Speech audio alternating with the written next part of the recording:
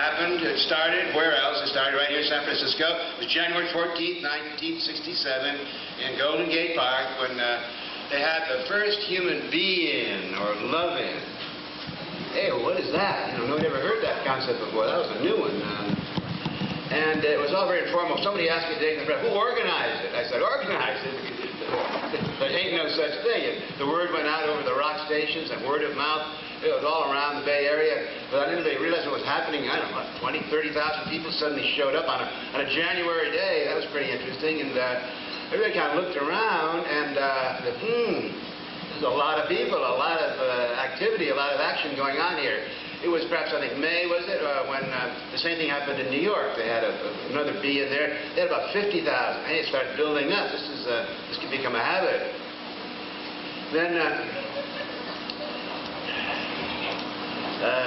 June 1967, that album came out. Now, most of you remember where you were when you lost your virginity or you gained your whatever you call it. You remember where you were when Columbus discovered America in 1492. You remember that. And short-term memory loss. But I think most of us remember where we were the first time you heard that album. You picked that album up, and there are all those funny pictures. And when you start playing that, you realize this was a signal. This was a statement. This was a real basic positioning here, that this was not just another rock and roll record. It was not just love and June and moon.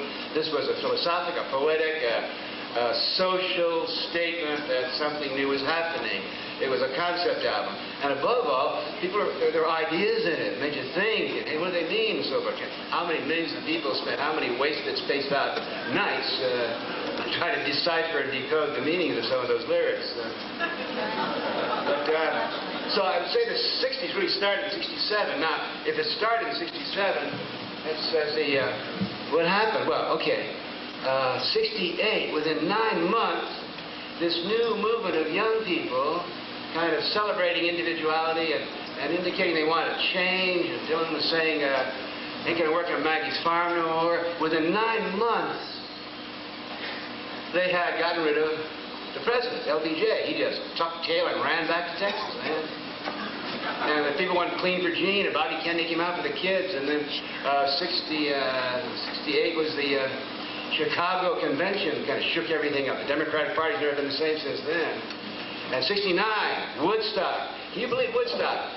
400,000 people on a weekend coming up to some farm in New York State. That became the third largest city in the state of New York. 400,000 or 500,000 people, almost no sanitation, no real good food, taking God knows what kind of drugs, day and night. And you know, there wasn't one recorded act of violence. Isn't that amazing? Could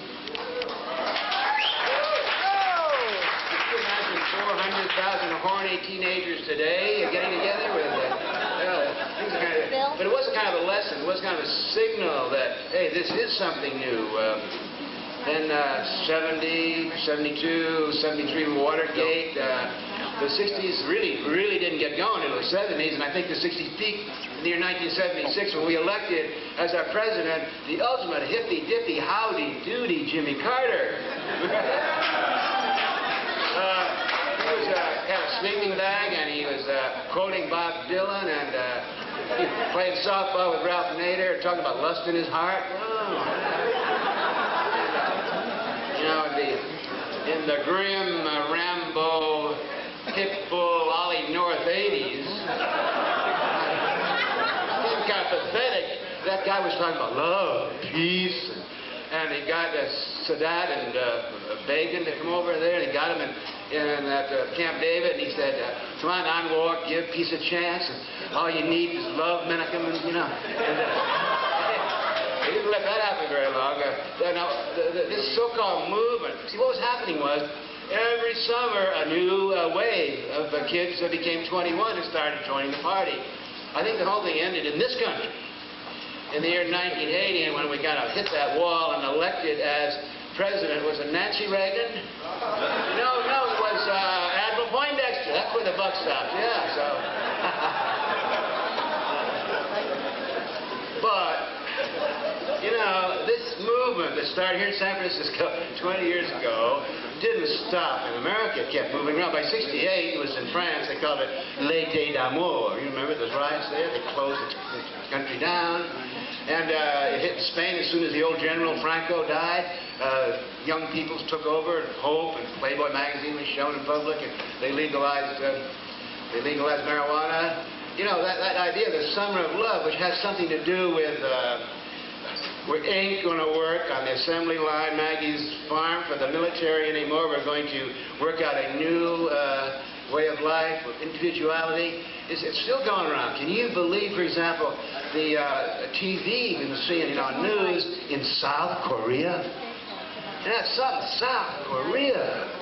You know, it's a standard 1960 scenario. Here are the college students, you know, in white shirts, throwing flowers and rocks, and there's the old Darth Vader, FBI, CIA, DEA, and this is the old classics.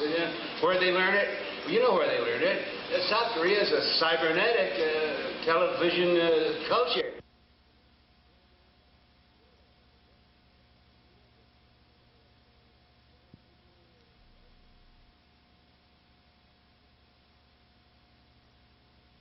And there was a personal meeting between Gorby. I love the New York Post. That's a right-wing, you know.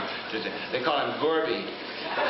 Well, Mrs. Gorby met with Yoko Ono and said, "Isn't it too bad that John couldn't be here? And thanks for giving peace a chance." And you know, now listen, Yoko Ono couldn't get within 10 miles of the Poindexter Lighthouse, where they have music like the Mormon Tabernacle Choir, and, you know, Frank Sinatra, and so forth. So the point I'm making here is that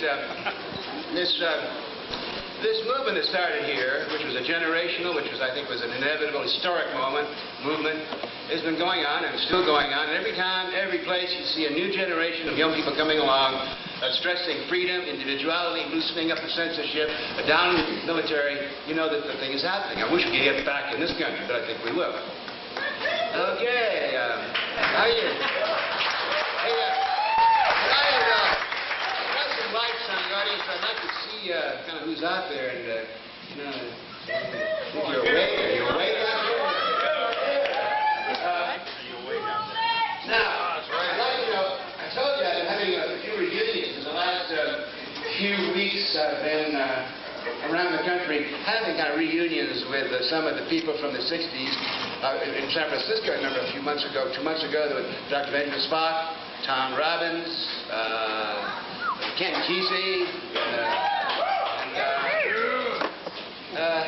about 3 months ago, I had a reunion in Toronto, Canada, with Abby Hoffman and Eldridge Cleaver. That was a hot one. Now, I'm sure most of you have seen Abby, one of the greatest orators of all time. You turn the fast speed forward, boy, and you've got a rap. Abby taught rap.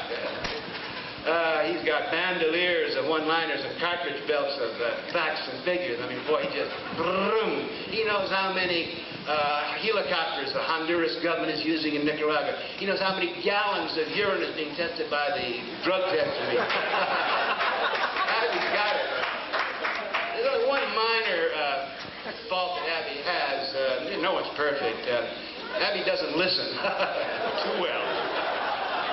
But that's cool because, you know, if he does all the talking, it's best for me to do. So if they'd ask me a question about drugs and Abby would answer, that's great. You know? And then Eldridge got on the stage, and Eldridge, you know, I go back so far with Eldridge Cleaver. We're like twins or genetic. We've been so many through lifetimes together. I knew Eldridge in 1968 when he was running for president. The Peace and Freedom ticket. He was running against, Nixon, yeah.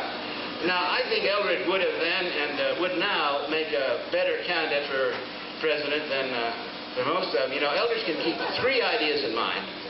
That's 3 times more than Reagan can. So these 3 ideas back in the 60s, and then I was with Eldridge over in Algeria. We had a lot of fun there. The 3 ideas he had were, there's one enemy, and that enemy is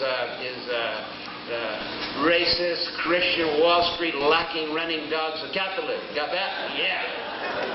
There's only one good cause, and that's Marxist-Lenin, and I got that. Yeah. There's only one solution, and you're either part of the solution or you're part of the problem, and that's the barrel of the gun. That's where democracy starts. Got it? Yes, sir. Well, now, Aldridge from Toronto, he's changed. He's a born-again Christian.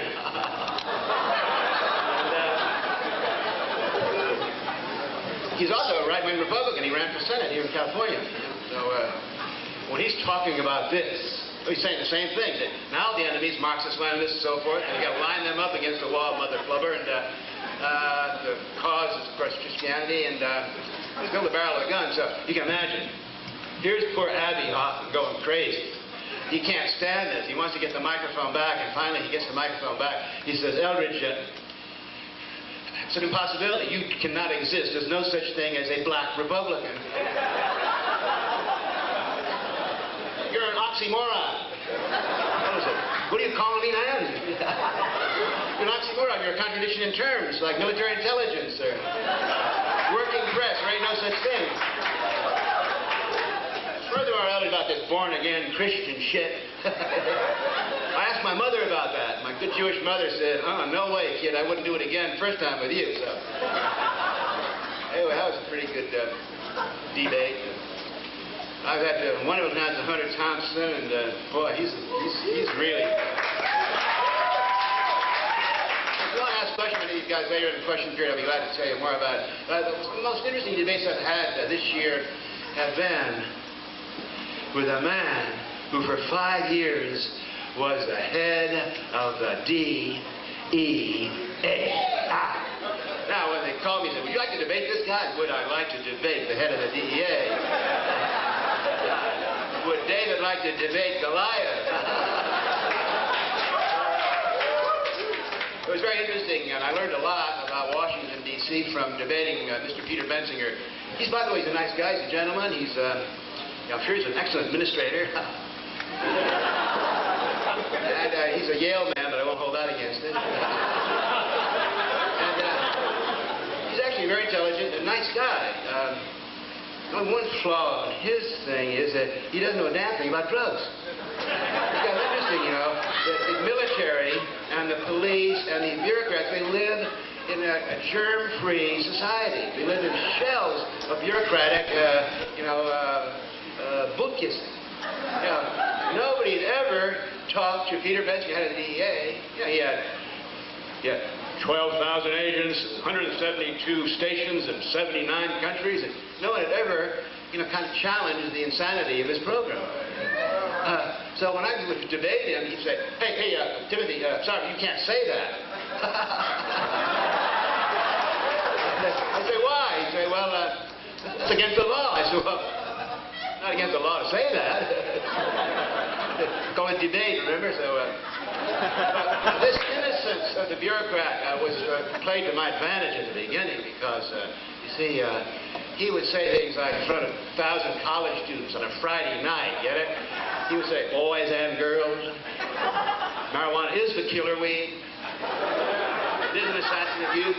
It wasn't before, but now the marijuana you're smoking is 10 times stronger. And everybody does what?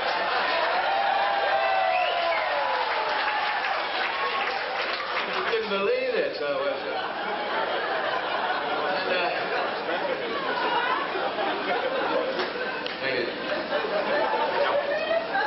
cocaine really works. Tooth that, and in seconds, your heart beats faster, and you start to sweat and perspire, and your body feels warm, and you have this incredible ecstasy, and and that's when your heart's going. That's physiological. You get stiff. I said, well, Peter, have you ever had an orgasm?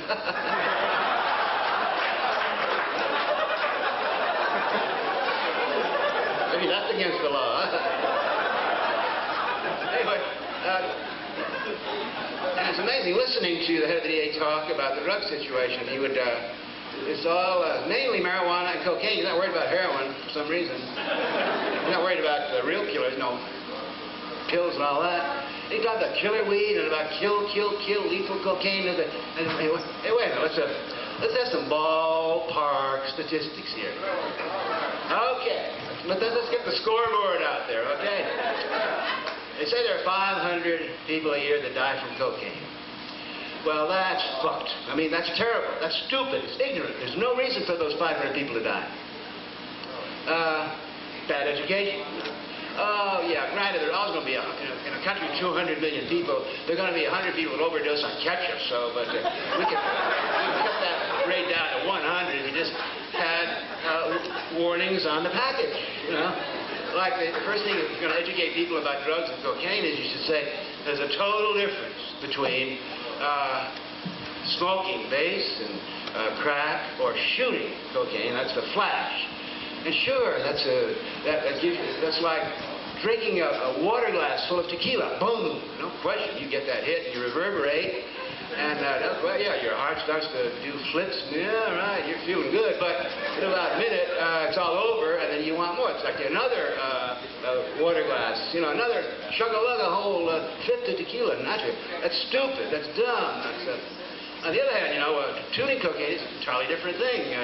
If you tune a little cocaine, then for about 3 hours, you have energy, you're feeling euphoric, and of course you're a loud-mouthed, talkative, obnoxious, arrogant asshole, but but you're alive the next morning. And you're no more obnoxious than the average drunk or a born-again Christian, so we got to live with it.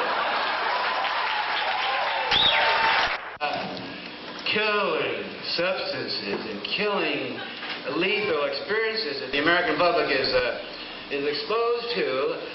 How about handguns? You know, 10,000 people a year are wasted by handguns. See, that's against 500 with cocaine. Now, the thing about the handgun thing is that the victims are these guys with the guns aren't putting gunpowder up their nose. They're killing their wives, their girlfriends, or any stranger in the street. So, if you're worried about health of America, think about that. Or how about 50,000 a year die from drunken driving?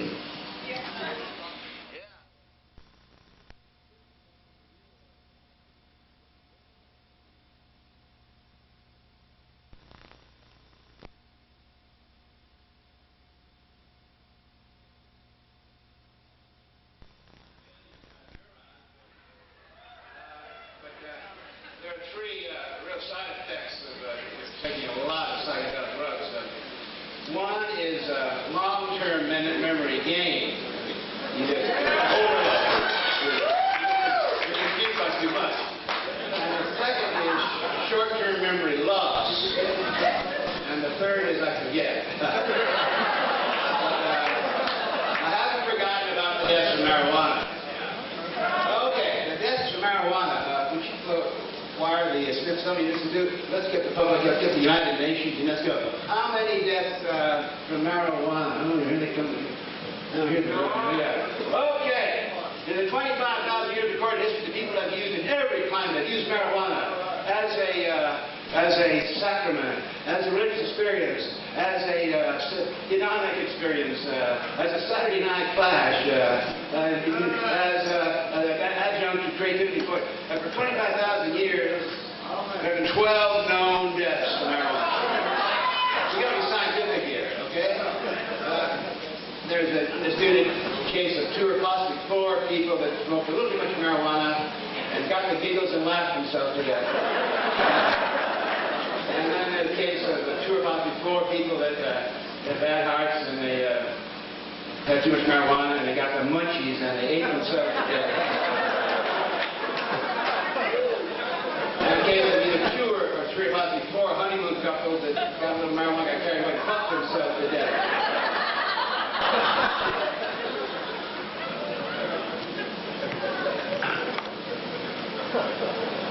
No, that's not fun with that. By the way, talking about drugs, I make it very clear that, see, there's only one place where I agree with the Reagan White House. It's a fruit-loopy, nitwit, ring-ding, brain-damaged group of people at that White House. There's one place where I agree with Nancy Reagan. You gotta tell your kids to say no. I got a 13-year-old son, and I got 2 teenagers, 14, 15. You know, my wife and I do not want our kids, taking drugs. God knows they're much more prevalent today than they were in the 60s 60s when, or 70s, you know, everything's so young right now. 14, they're watching X-rated films that I never saw until I was 40 years old. So there is a definite problem here, and the kids are so depressed by nuclear war and all that stuff, and there's no hope in the country anymore. So there are a lot of reasons why any parent is concerned, or anyone's concerned about kids taking drugs. But on the other hand, the Reagan-itis is such a pit bull nasty. We tell our kids, say no thank you.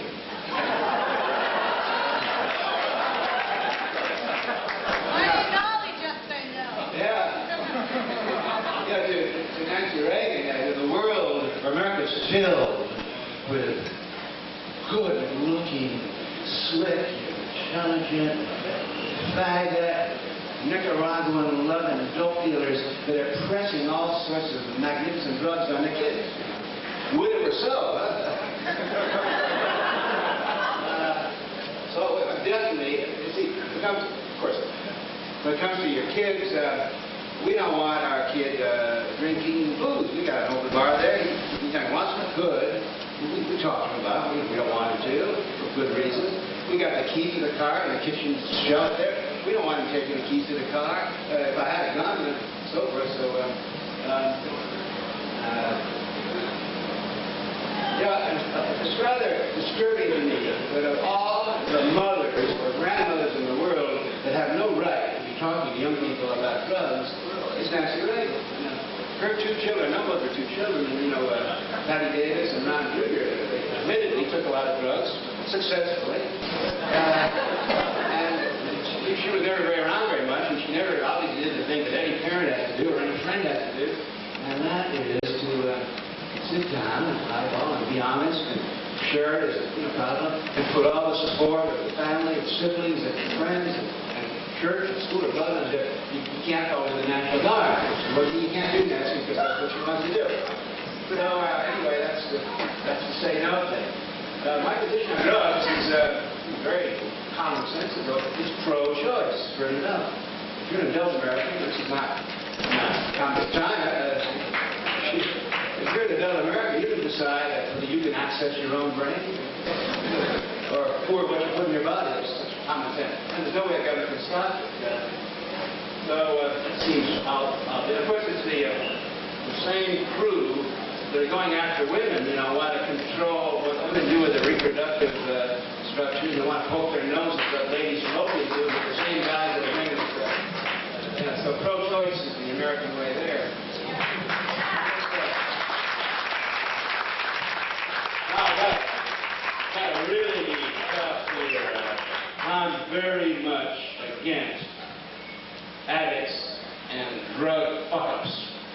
And I think we all been through it with friends, and it's been hard on all of us going through the last 10, 15, 20 years to see dear friends just screw up with alcohol or with drugs. Of course, you always know who these people are, the ones that are going to sell this stuff. You knew them in kindergarten, you knew them in high school, you know who they are. They're hell-bent on having a flame out. They can do booze, they can do sex, they can do gambling, and of course they're going to have a flame out. Drugs is a really good way to go right now. So I do feel that we have to intervene with every emotional, psychological, and spiritual, and every energy we can muster to just intervene and keep addicts, but the position there is that they're like diabetics, because they can't handle booze, and the reason is just damn white sugar. You follow my life. So, the thing that opposes me, kind of irritates me, that when the press and the government want to have drug experts dragged on the scene to tell us all about drugs, it's the fuck-ups. It's the addicts that are always on television telling you about their 30 years of lying in the gutter. They have some guy who's married 30 times, and his marriage never lasted more than one night, and he writes a book on marriage. It's like the Pope talking about sexual conduct. It's the problem with television. Andy Orwell predicted it. Everyone now knows how to be a spokesperson. So they stick a microphone in front of you. You speak not for yourself, but you speak for everybody. The kid will say, "Well, kids today don't like fair in school." We can kidding. You don't. It's a predatory pronoun. It's a you or we instead of I. David Crosby covered People magazine. I've known David for 27 years. I don't know David. He's not an expert on drugs, I'll tell you that. You know, it's perfect, David. He just covered People magazine. He says, you have only 4 choices. You will end up in jail. You will end up dead. Or you will end up in a mental hospital. Or you will kick like I did. Yeah.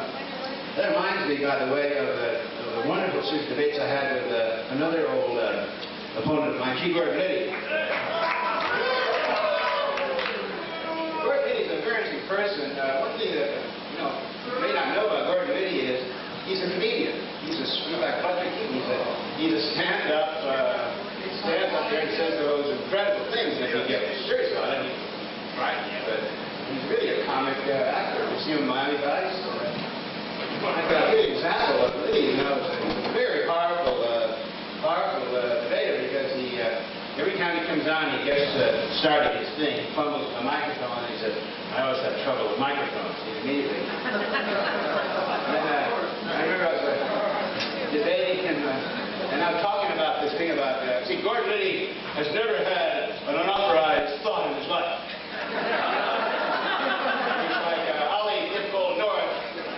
His master tells him to stand in the corner on his head, he will do it. That's ordered. And he has never indulged in drugs.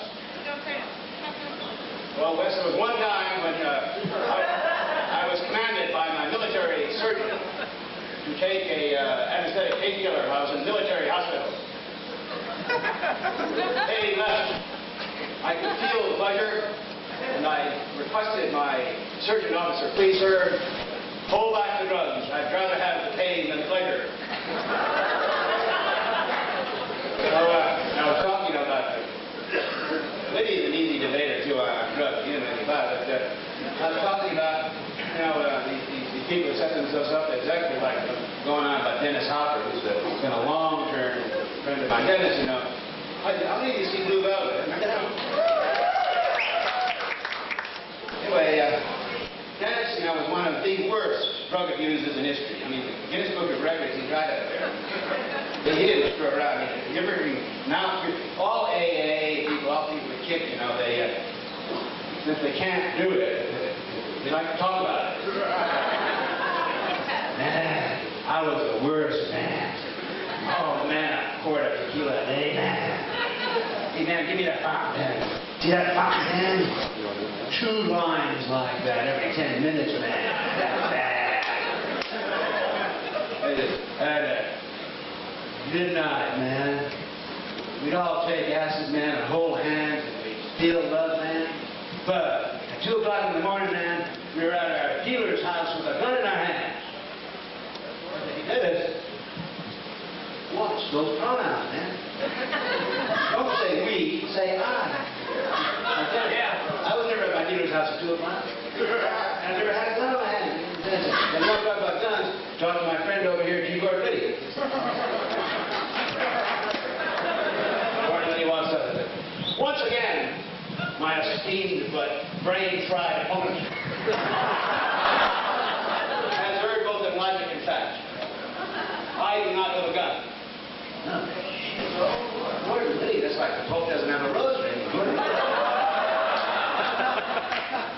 As a 7-time felon, federal law, ex-convict, I'm forbidden by law to own a gun. Mrs. Liddy, however,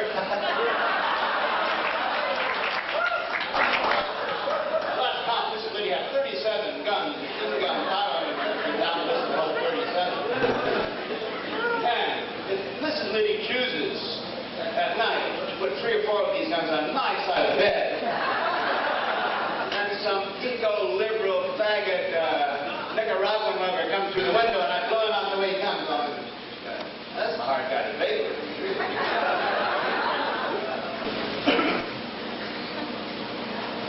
Okay, now remember I told you about the roaring 20th century and the cybernetic 21st century? I'd like to tell you a little bit about how I see the roaring 20th century. See, you got to realize that I got an advantage on here. I'm 67 years old, see? I've been around for 7 decades.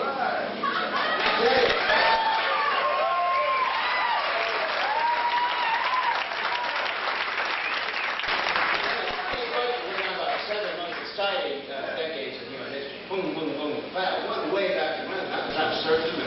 I've been involved in this. So I don't think in decades, people don't know, 16th century. Don't talk about it. Take a long view. Century, yeah. And, there's a certain logic to the 20th century. You've been around long enough. So what happened in the 20th century started actually around 1900. I was hanging out with computer people here that can check my mathematics. But around the year 1900, there were 3 cybernetic, psychedelic, far-out philosopher-physicists who presented a new version of reality, which happens to be the correct view of reality. You had Newtonian physics, where the solid General Motors world of force and momentum and energy and work and action, reaction, conservation, all that. Sorry, Newton. Newton's great. But I think you got to face the fact that Einstein said first, everything's relative. That means that there's no absolute space and time, and that I'm moving at a certain rate in a certain direction. You are too, so that you and I can have very different perspectives, but it all depends on your viewpoint. Oh, that's heavy duty. So there goes the solid world of the Bible and of all the fundamental religions. It's gone if you let Einstein running around loose. And imagine, for example, at the turn of the century, a typical American. Remember that painting by Grant Wood, American Gothic, where you had that guy with the pitchfork and a wife there? We'll call him Mr. and Mrs. Wood, Farmer Wood. They can't handle that. What's this Jewish guy talking about everything? We don't know. Make him up. Yes. Then, though, comes the next plank. He says, hey, the reality of galaxies, stars, atoms, of course, it's all made up, not solid, this is all temporary. Temporary clusters of clouds of probability offline, quanta, bits, it's a whole, everything you put yourself, you're going to fall through a screen of quantum information energy that's just bubbling around all the time. I know that sounds like a bad acid trip.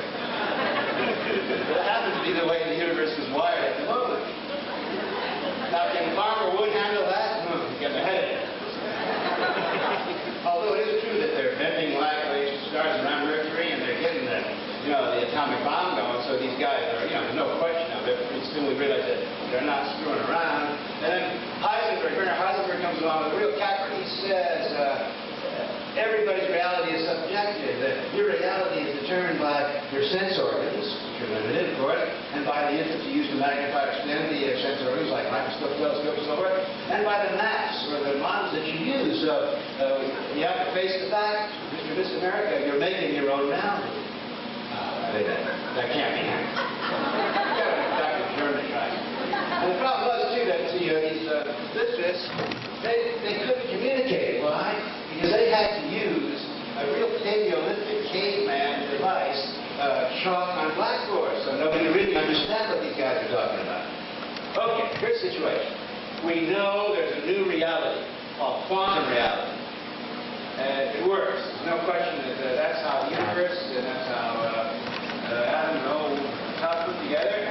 So how are we going to persuade, convince us, ourselves, and Farmer Brown and Mrs. Brown, how can we exist in this world, which seems so cold and hallucinatory and bizarre and weird and German and Jewish? Well, at those moments in human history where it's time for our speech to confront a new reality, whether it's going from 4 foot to 2 foot, or whether it's to make love face-to-face rather than, whatever. There's a certain breed of human beings and every people that come along at that time and make us feel comfortable. They explain, they personalize, they popularize what's really happening. Now, you know who these people are. They are the artists, the musicians, the playwrights, the poets, the myth-makers, the wizards, the jugglers, the storytellers, the great scientists, the mischievous physicists. You know who they are. Every epoch in human history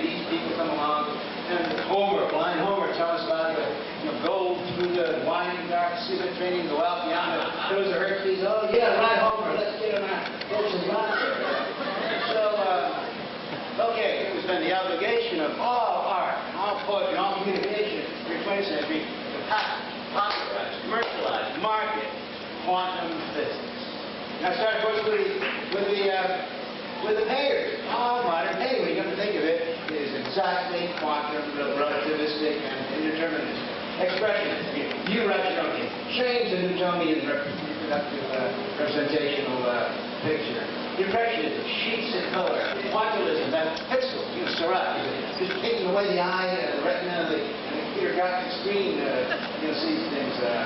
Dada, surrealism, Salvador Dali, straight Einsteinian physics. You have that, that thing about the persistence of memory, the melting watches, remember that? That's right out of Einstein. So, look, Farmer Brown saying, well, Mother, these guys are making a lot of money, so there must be something. Then, of course, the writers, all writers, 20th century, get stream of consciousness, subjective, gonzo journalism, you call it what you want. It's all, writing, you're not chiseling a marble, you're getting your own point of view. Of course, the real popularization and personalization of quantum psychology occurred about the year 1920, when a group of really genius auditory engineers and acoustic scientists came along of Afro-American descent. I'm talking, of course, about jazz music, which is perfectly jazz music. It's a symphonic orchestra, and there'd be a director, get it? And there'd be 15 violins, they'd all be reading the same notes, playing the same way, and a soloist would read the lines in line. It's real factory industrial assembly line stuff. And then Susan marching in. Here comes jazz.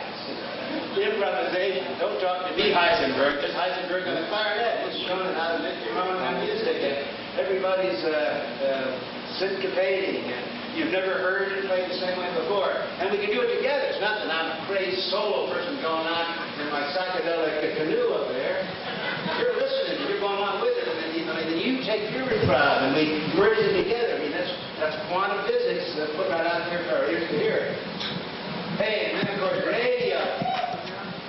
Yeah, nobody's going to realize what radio did when Farmer Brown and Mrs. Brown got that little appliance and they started dialing and tuning reality into invisible reality, coming through the sky like wizardry.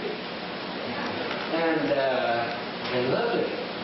Here's Farmer Brown, digging along here, and he's listening, he's eavesdropping, say, Hitler at Nuremberg, stirring up World War II.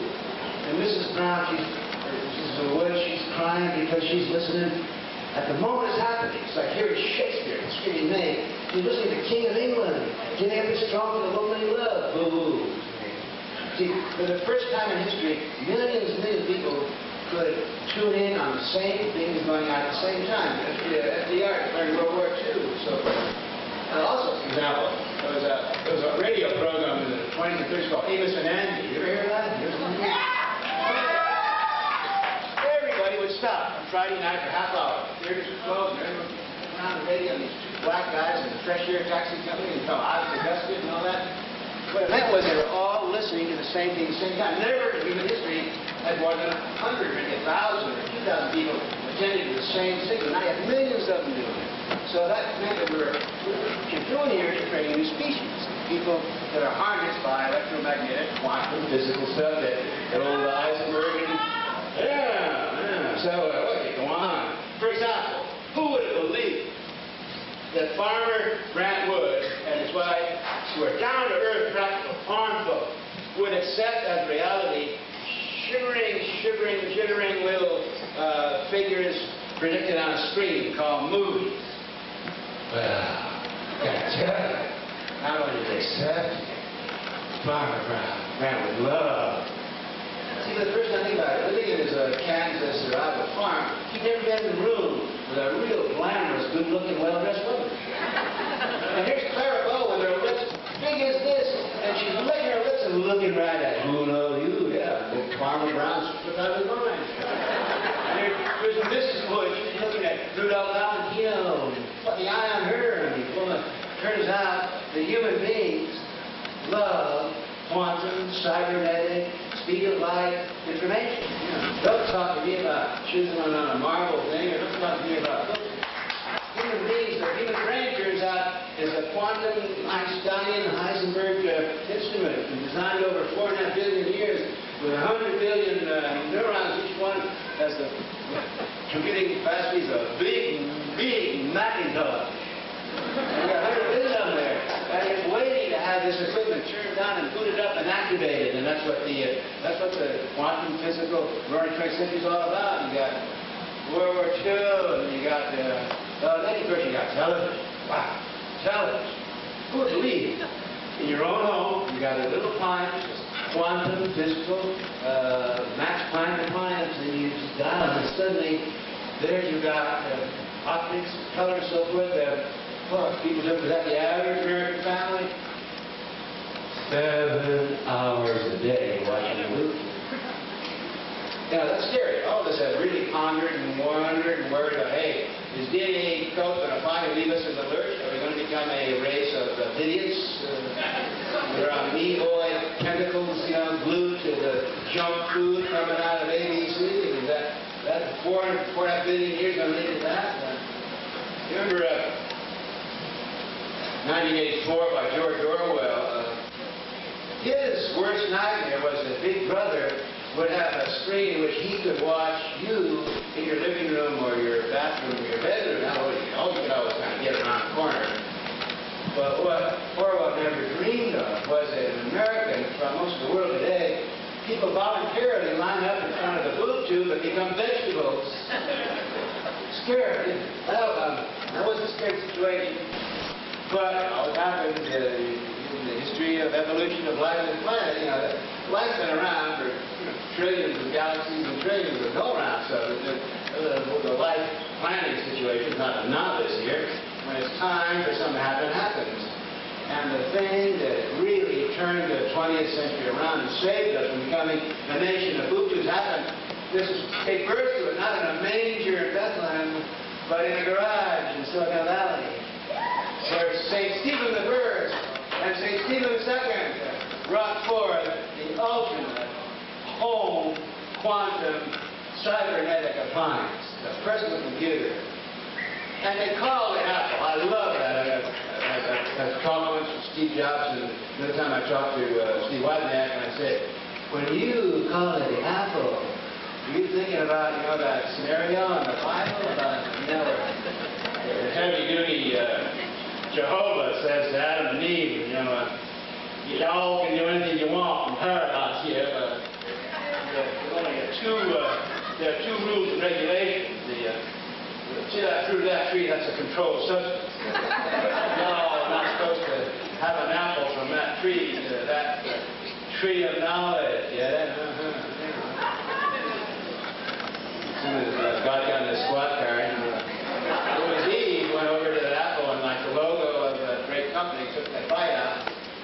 Anyway, that was 1976 when the apple came on just exactly when we needed it. The timing is almost precise when you think about it. Of course, the psychedelic drug movement of the 60s and 70s helped, because you can't take a species which has 100 billion neurons packing around in the skull, but who are imprinted and socially conditioned to package knowledge in the form of marble tablets that God put down, 15 commandments and lost 5, whatever or the printed book is used to all that. They used to talk you thinking lettered words, and they got all this equipment up there. How are you going to get them to boot up the circuits of their brain, get them used to dealing with bytes and bits and kilowatts of all sorts of information? How are you going to get them ready for the computer? How do you get them? You don't have an IBM, but it's become robust. How are you going to get people to really harness up their nervous system to the computer? Well, obviously, there are a lot of receptor sites in the human brain, and every neuron has got a little lock there that can be opened by a certain chemical key. And what you saw in the late 60s and 70s was an inevitable and historic thing that people have got to get used to the fact that the universe, according to quantum physics, is psychedelic. It's moving and changing on multi-level. All the states are Einstein.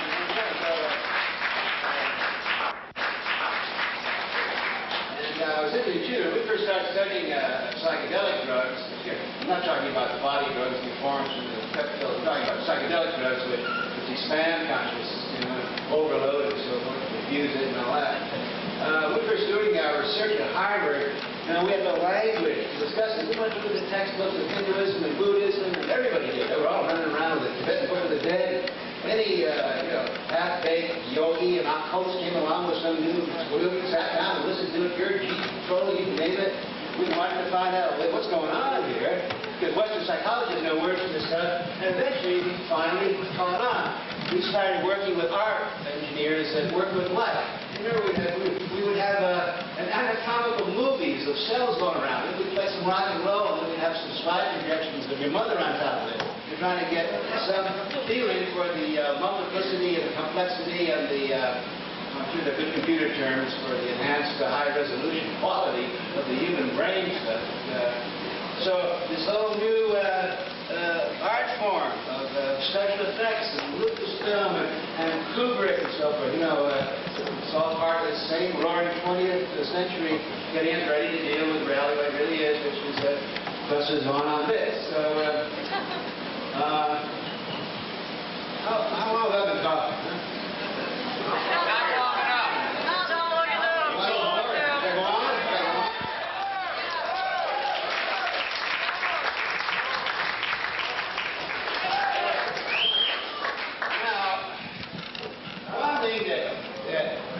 You know and I know that no one today, if I'm wrong, please correct me, but can you tell me one politician, one statesman, one columnist, one writer who can give you a clear blueprint of what to do for the next 15 years?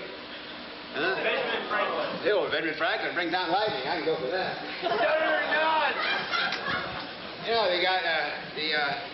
You got the four-letter words of the Republicans: Dole, Bush, Kemp, and Bork.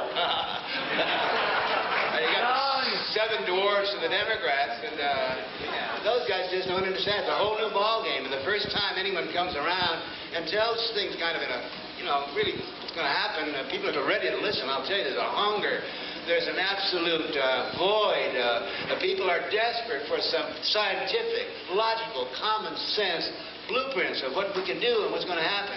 And I'm looking around, and I've run into one set of interesting speculations where, naturally, it's science fiction, but not science fiction of the future. See, you think about the science fiction that we used to read in the 60s and 70s, that was really pretty conservative. You had the Princes of Dune, and Princess Leia. Give me a break, Lucas. And it was a kind of a feudal situation. The Empire Strikes What? The Empire? What are you talking about, man?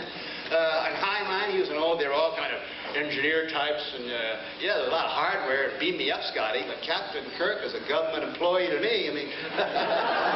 Another Marine out there, What amazed me is that there was no sociology, no economics, no culture. They were still going around playing World War II games.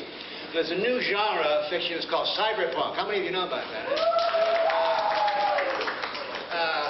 It's an inevitable movement. See, when you think about it, it was time for a new generation of young people to write science fiction. They're up through the 60s and 70s and listen to rock and roll. They weren't going to go for Captain Kirk. They weren't going to go for Obi-Wan Kenobi's. The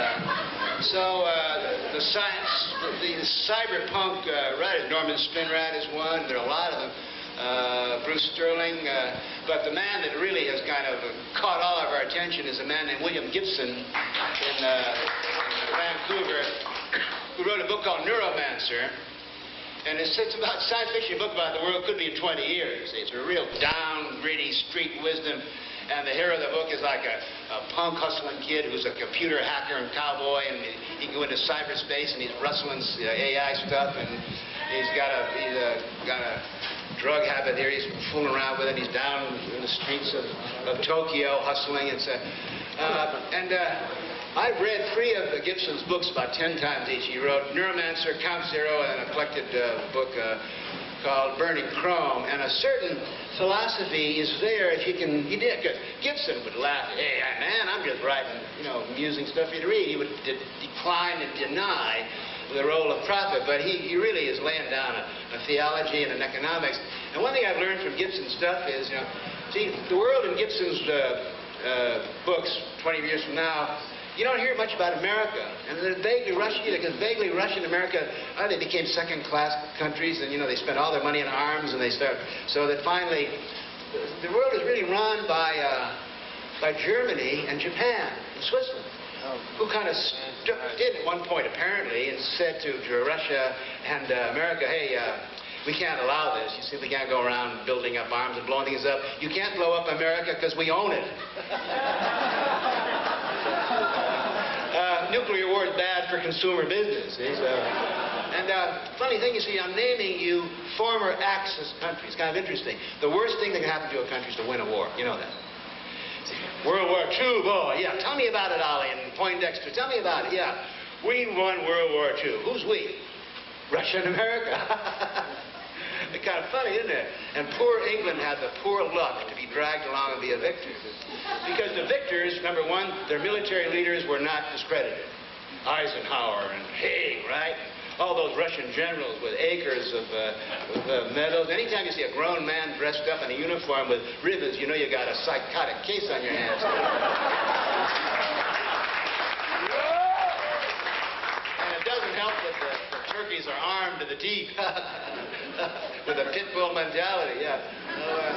That's the problem with Russia and America, that they simply spending all their energies in war and military and CIA and the KGB. Meanwhile, the poor losers. Okay, Germany, Japan, and Italy, their military leaders were discredited. Hitler is not a joke. I mean, he's an absolute abhorrent. Name Hitler, you're never going to get on a uniform, you know that. Or dreams of tomorrow, taboo, get out of here, Adolf. Germany went right to work making consumer goods.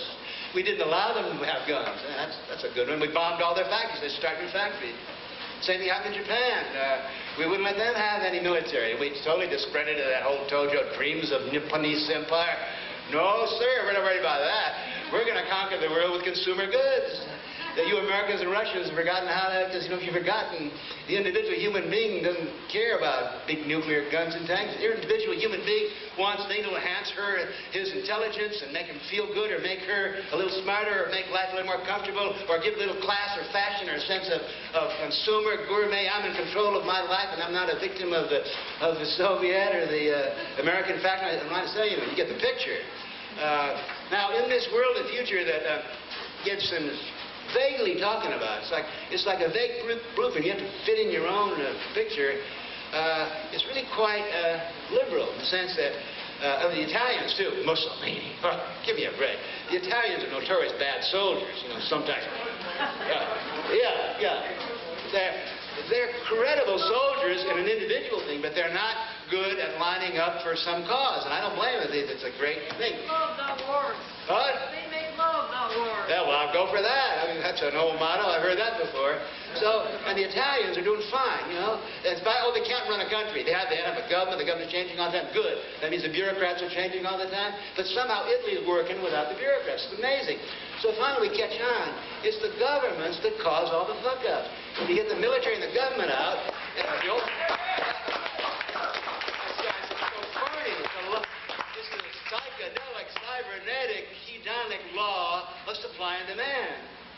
People want certain things, it's kind of healthy food now, you know, so that, anyway, and it's very liberal because, see, the big companies, the international, multinational combines, they don't run things, they're just kind of keeping everything moving. They don't care what drugs you take or how you fuck or what kind of magazines, as long as you're a good consumer. And there's no...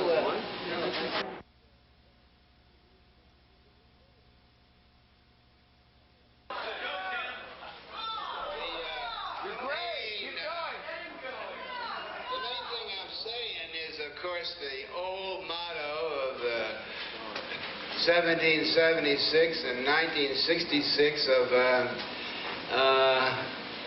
think for yourself and question authority, TFYQA. But it doesn't do any good to think for yourself if you don't know how to think.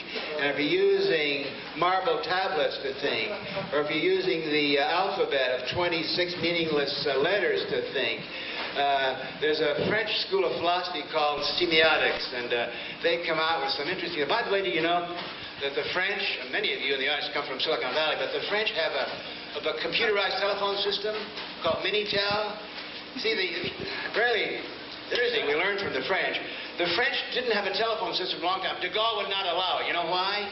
For many reasons. Number one, the French man felt that if he had a telephone at home and he went off to work or went to visit his mistress, his wife would use the phone to you-know-what. So as a good man, he could go out of the house and he didn't want his wife to have a telephone. Secondly, when a bell rings, you have a servant ringing. So the idea that the bell would ring and you'd pick it up, I mean, you're a servant, see? So also you couldn't control information if you had a telephone. But same thing in Moscow. There's no telephone book in Moscow, a city of 10 million people.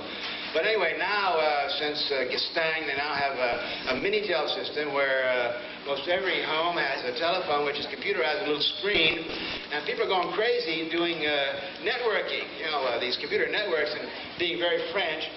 About 40% of all of the telephone bills and all the computer time that's racked up is in, they call it message rose, I mean, sex messages. So the French are a little ahead of us in this computer thing, and in the philosophy too.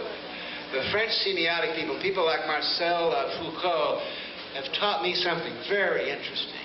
They say, never mind about politics or economics or religion, it's language that controls society, controls the individual.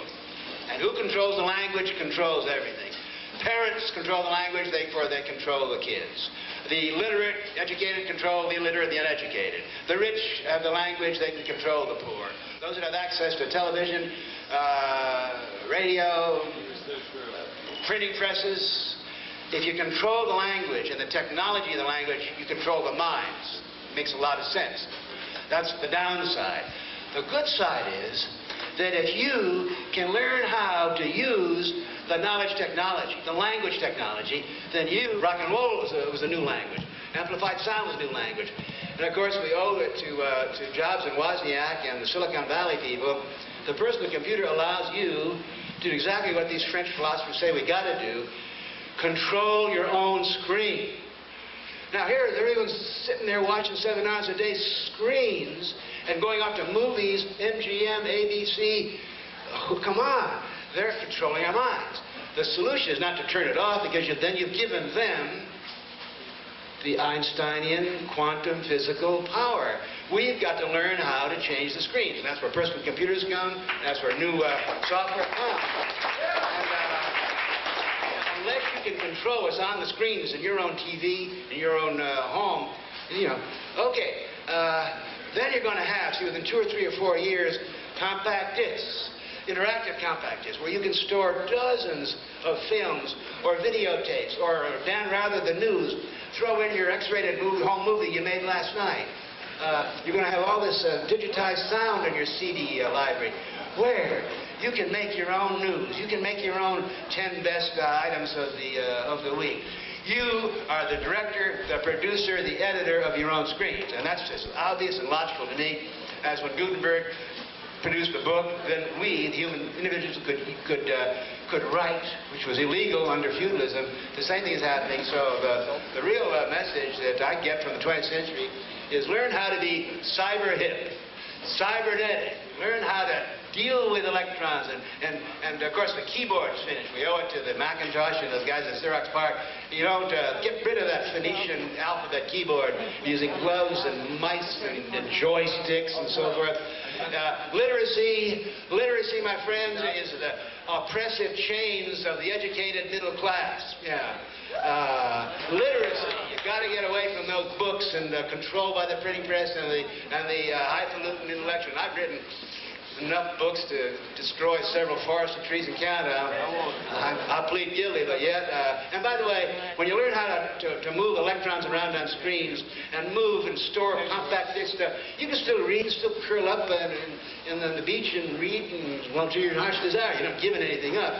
You're adding a tremendous dimension to your mind and your skill. Okay, now, boys and girls, is that a locker room pep talk or what? Huh? Okay. Spots out, huh? Okay. Turn the spots out, please. There we go. Yeah, and put the house out. More house lights. Yeah! what suspects we've rounded up tonight. Oh, this is a rowdy group. Oh, my God. Cybernetic outlaws, wall to wall.